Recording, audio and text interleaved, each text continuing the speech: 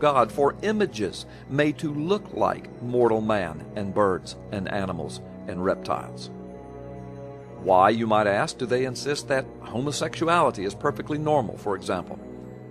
Because of this, God gave them over to shameful lusts. Even their women exchanged natural relations for unnatural ones. In the same way, the men also abandoned natural relationships with women and were inflamed with lust for one another.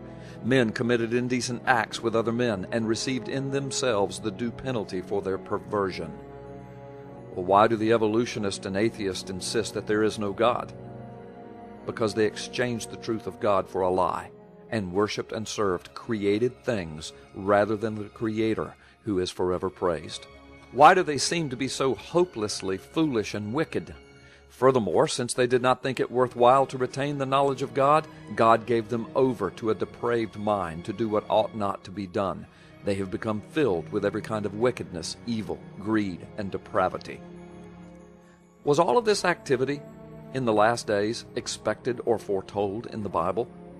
First of all, you must understand that in the last days scoffers will come, scoffing and following their own evil desires. Well, why do they scoff at the second coming of Jesus? They will say, "Where is this coming he promised? Ever since our fathers died, everything goes on as it has since the beginning of creation." But they deliberately forget that long ago by God's word the heavens existed and the earth was formed out of water and by these waters also the world of that time was deluged and destroyed. By the same word the present heavens and earth are reserved for fire, being kept for the day of judgment and the destruction of ungodly men. What should be our attitude toward their attacks and slanders?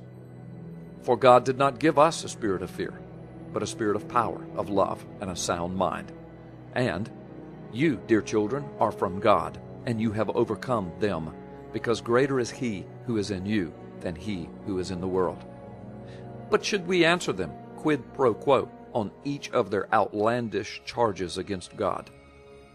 Do not give to dogs what is sacred. Do not throw your pearls to the swine.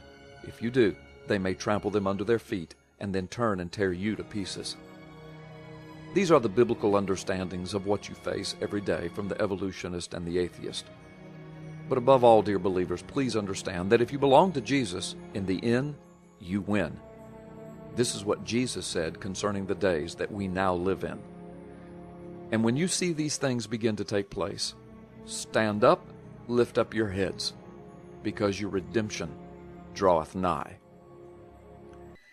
The evolutionists and the atheists, pray for them, for God does not want any to perish. Sadly, many will perish, though, because they have chosen the god of this age, pride and unbelief, and even Satan himself, and they are blind. Perhaps some will come to him before it is too late.